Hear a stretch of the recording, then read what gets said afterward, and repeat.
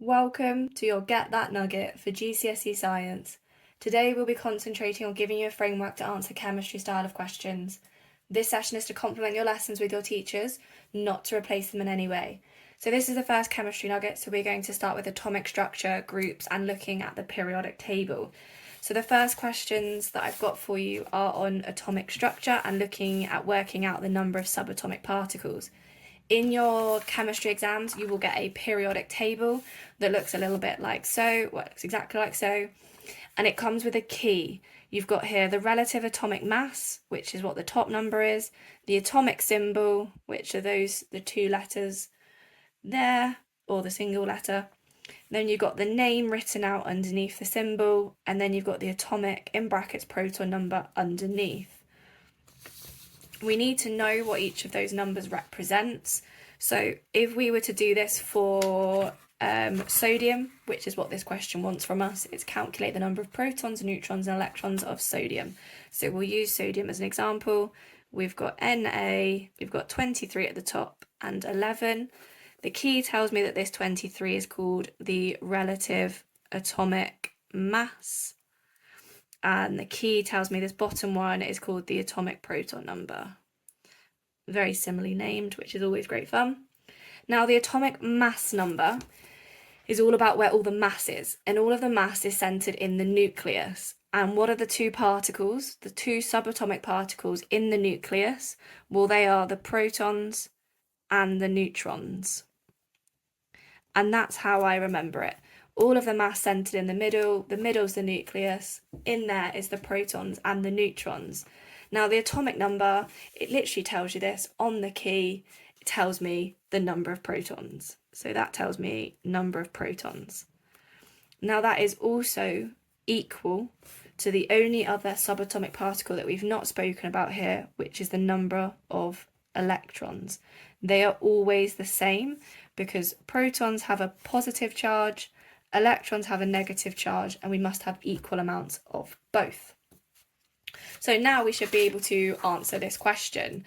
The number of protons, let's have a look at the atomic number, and it is 11. And electrons must also be the same, so it must also be 11. And neutrons. Now from this, there is no obvious, one of these numbers is the neutrons. No, not going to work. But we've got the protons and neutrons here, and just the protons here. So if we take the big one and minus the small one, we'll get just the neutrons, won't we? They will cancel each other out and we'll be just left with the neutrons.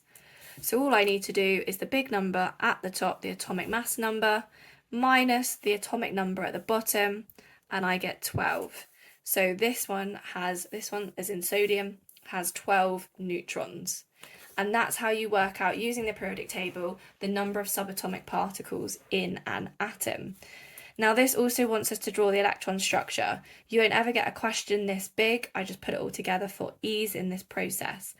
We need to remember some rules when looking at electron structure. We know that we do the nucleus in the middle and we draw the electrons orbiting in the shells around the nucleus. But there are rules for how many shells and what goes on each shell. So for that first shell that's closest to the nucleus, we can have up to 2.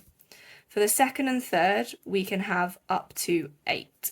If you need to go into a fourth, you won't need to go anywhere near the maximum, so don't worry about that, unless you want to do A-level chemistry.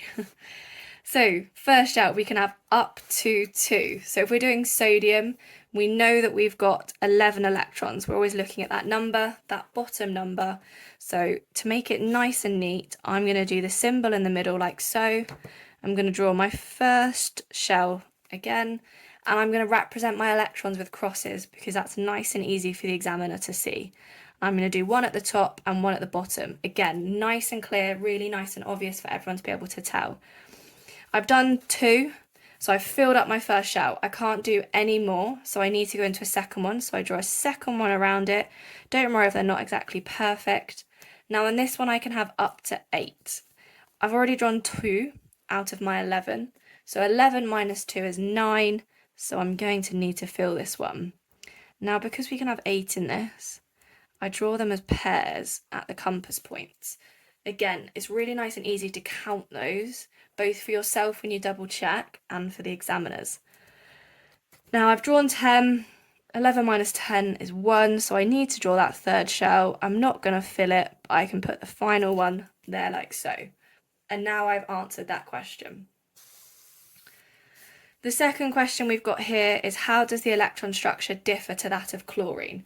Well, let's find chlorine. I know that it's in group 7, and I can see the group numbers along the top, starting at 1 and going all the way through to 0. Group 7, chlorine, I'm looking at that proton number at the bottom because it's always the same as the electrons, and I've got 17. So I'm just going to write myself a little note that this has got 17 electrons. Now I just need to follow the rules. First shell can have 2. Clearly I need the 2 because I've got 17. It's more than Na. That is a lowercase l. So we've got chlorine symbol there, Cl, first shell, 1, 2. Drawn 2 out of the 17. I'm definitely going to need that 8, aren't I? Because that will take me up to 10. So I can have 8 in the second shell, keeping them nice and neat at the compass points in pairs. Now I've drawn 10 out of the 7. So I've got 7 left to draw. So I need that third shell. Now, if you remember, we could have up to 8 in this. I've only got 7 left, so I don't need to fill this one. So 1, 2, 3, 4, 5, 6, 7. Now I need to play spot the difference. Now they've got the same number of shells. They've both got 3 shells, but the difference here is on this outer shell. So on the outer shell, Na or sodium has 1, where chlorine has 7. Now, if we look at the group numbers, sodium is in group 1 and has 1 electron on its outer shell, and chlorine is in group 7 and has 7 electrons on its outer shell. That's not a coincidence. The group number tells you how many electrons are on this outermost shell, the last one you draw. So you can double check, therefore, if you've done the electron structure correct. Because let's say you've drawn magnesium, you won't ever be asked to go any further than calcium. You'll only be asked to do the first 20.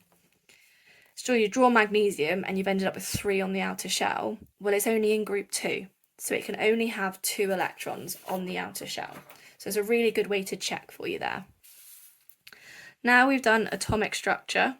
That always leads us then into looking at the groups of the periodic table. Now you need to know lots of things about the groups, but we're going to focus on the reactivity and how it changes in group 1 and group 7.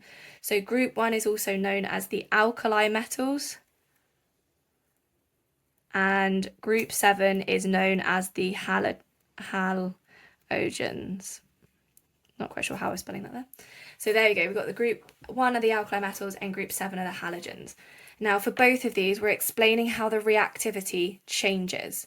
Now it changes in similar ways, very similar explanations, but obviously slightly different.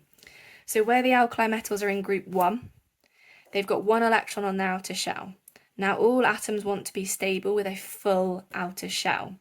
It's easier for group 1 to lose 1 electron than it is to gain 7 to make it a full outer shell. So they want to lose 1 electron. And for them, as you go down the group, the reactivity increases. And we're going to give some reasons because obviously this is an explain question.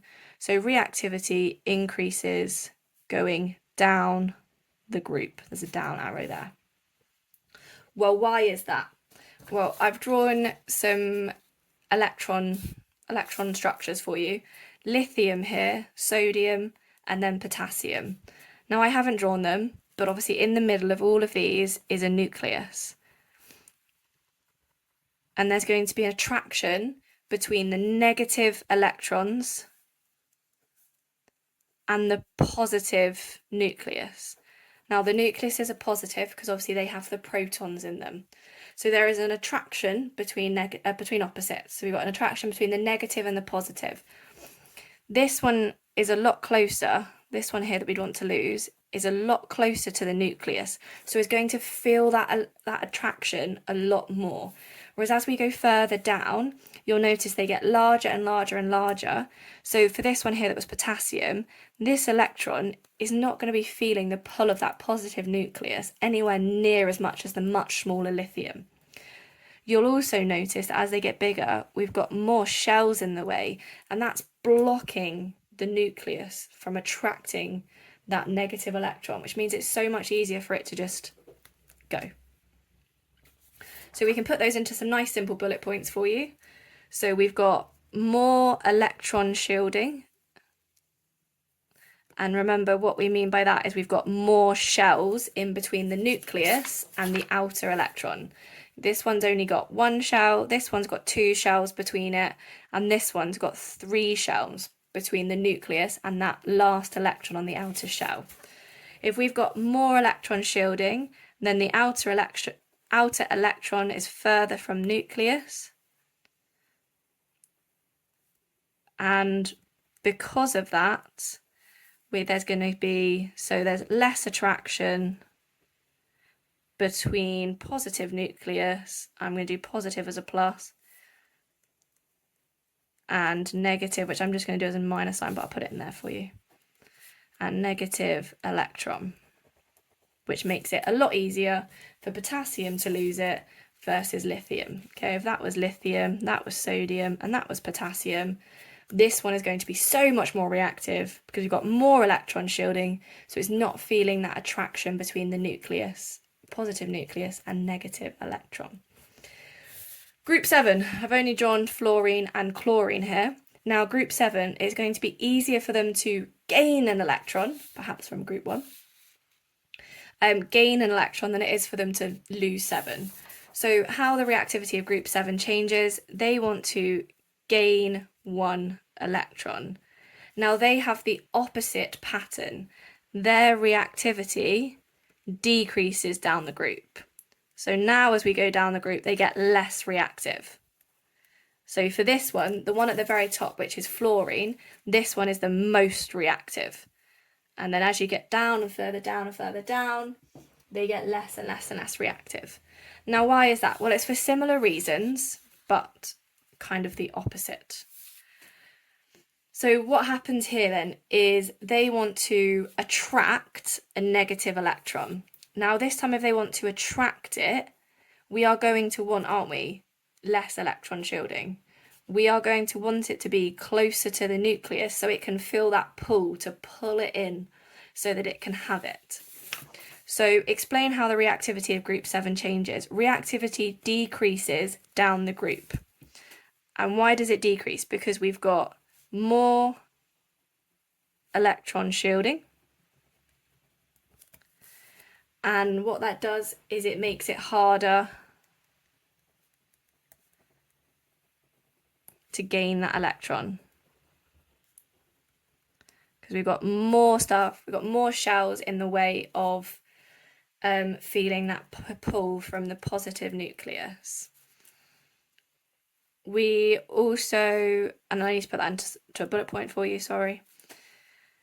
So more electron shielding makes it harder to gain the electron, and then the outer electrons are further from positive nucleus, making them less attracted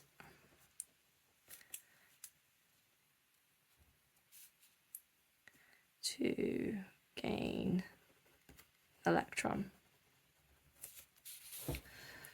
So all it is very similar to this. We're focusing on the electron shielding and the distance from the positive nucleus. So we've got more electron shielding, meaning it harder to gain that negative electron. And also there is more of a distance between the nucleus and the outer electron, again, making it harder for it to feel the pull. There is hardly anything to be able to pull it in. And that's how you can discuss or explain the reactivity of group 7. And do make sure if you see the explain ones, you are giving reasons like we have here. If you just start to describe it, well then you can say reactivity increases down group 1. Reactivity decreases down group 7. when you are asked to describe it, but we were asked to explain it.